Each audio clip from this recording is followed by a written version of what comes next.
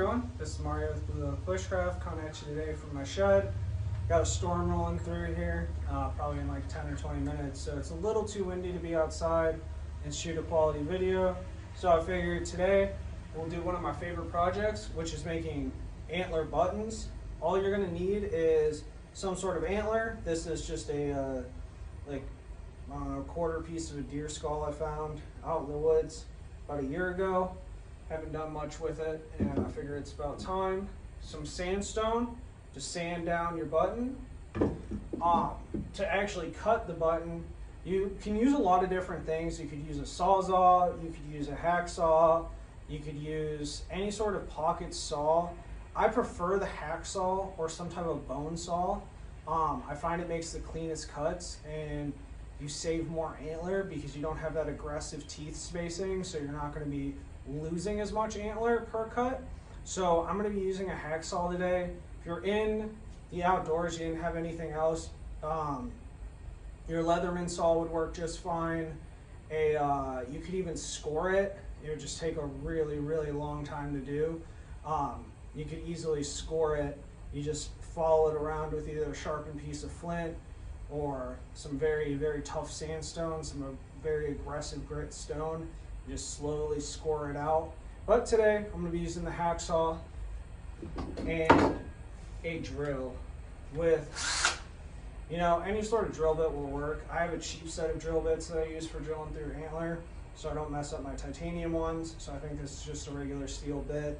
But yeah, any sort of drill bit will work. I believe this is a 1/8 or something like that, around that area. I'm going to be putting leather thong through it, so I want a little bit of a larger hole.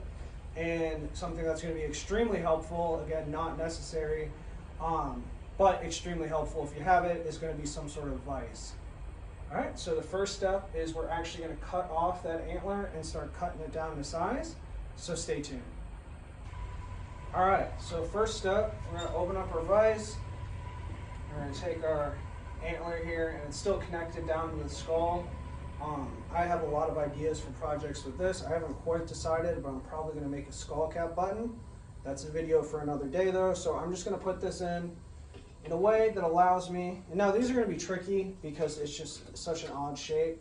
So I'm just going to put it in a way that gives me the cleanest, straightest cut to get this piece of antler off. So that can take a little finessing, but you got to kind of adjust your anvil properly. Now this anvil's a little loose because this particle board desk I made like 12 years ago, 15 years ago, it's finally starting to break, but it'll work fine for today. But if you see the anvil moving a little bit, that's why. So I'm going to try to cut it through here, right at the point where the antler meets the skull. I'm going to switch the camera angle around for that so you get a little bit of a better view, and we're going to get our antler taken off. All right, so I have a headlamp hanging up here to hopefully give you a better view of the antler and where I'm going to be cutting. I'm going to do a final tightening in my vise. Make sure I have nothing in the direction of my hacksaw. And just cut slow.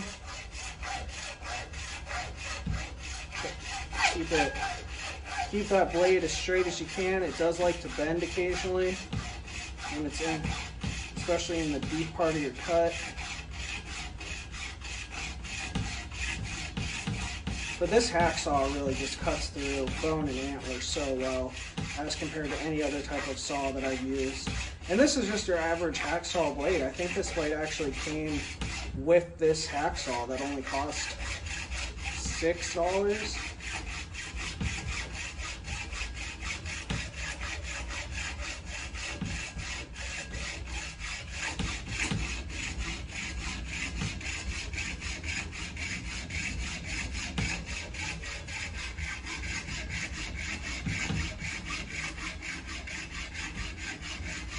Almost there.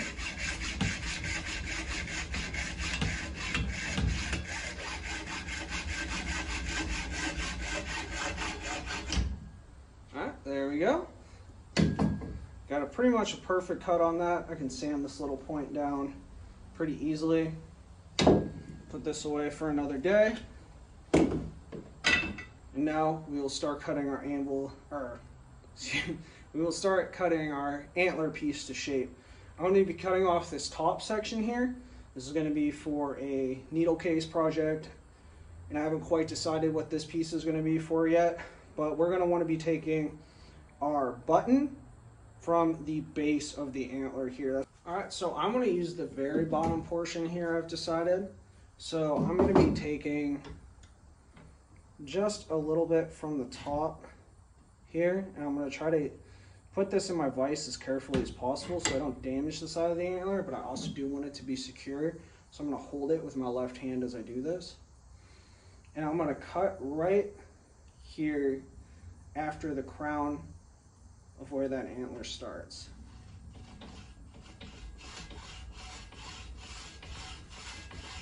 Again, I'm just going to be focusing on smooth, straight cuts, nothing crazy. Definitely not a race. The faster you go, the more likely you are to make a mistake. So I'm just going to get those full saw strokes.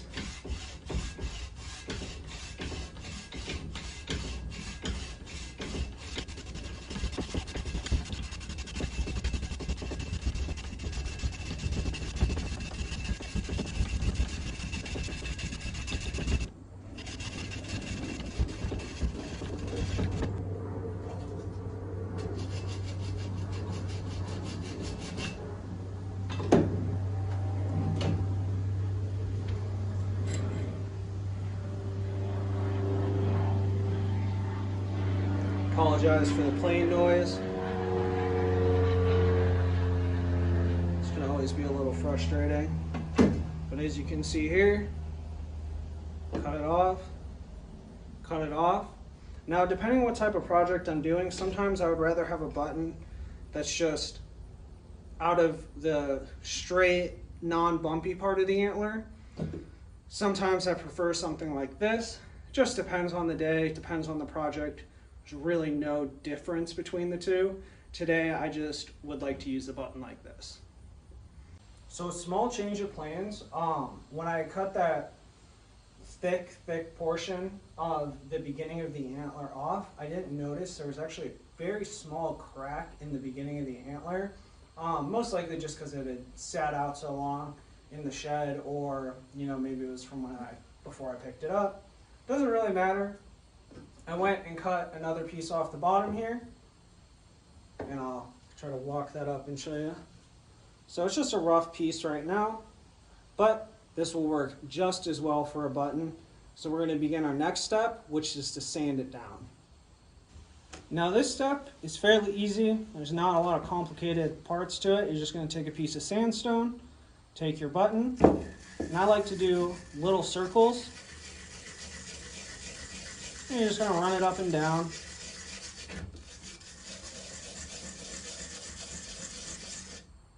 Check to see your progress every now and then. One little trick I like to use is whatever side you don't like more than the other. You only have to see one side of a button, so that's the side I usually face in, and I keep the more aesthetic side on the out. And as of right now, I really don't know which side is going to look different, so I'm just going to keep sanding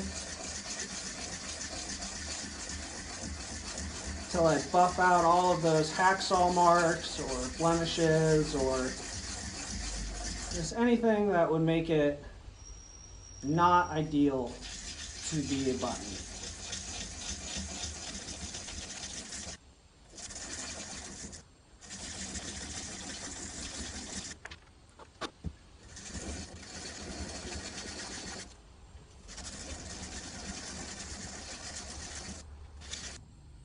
Alright, and here we have our button. Now that we're done sanding, this is going to be the side I put on the back. This will be the side on the front here. Nothing too different about either side. I kind of just like this one a little bit more. So we're going to move on to our next step of drilling out the holes. Now that we have our button ready to go. We're just going to simply, now you can mark this out with the ruler. I find that it's pretty easy just to eyeball it.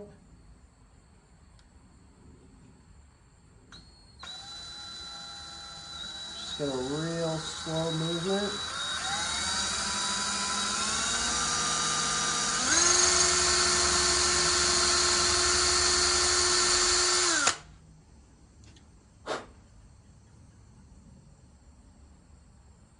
All right, and now one more.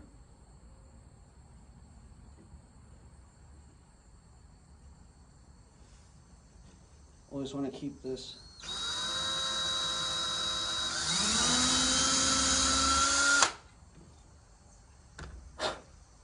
You always want to keep these firmly pressed down as you're doing it. And now that's just a rough antler button, nothing crazy. Very simple. I'm going to run some leather lace through it. Doesn't hurt occasionally to just run your drill bit back through. Make sure everything is even. Boom. And you have the basics of an antler button.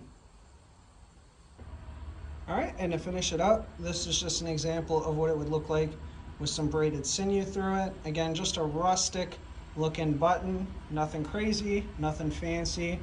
My personal favorite way to do this is to take a piece of leather, or leather thong I should say, feed it through.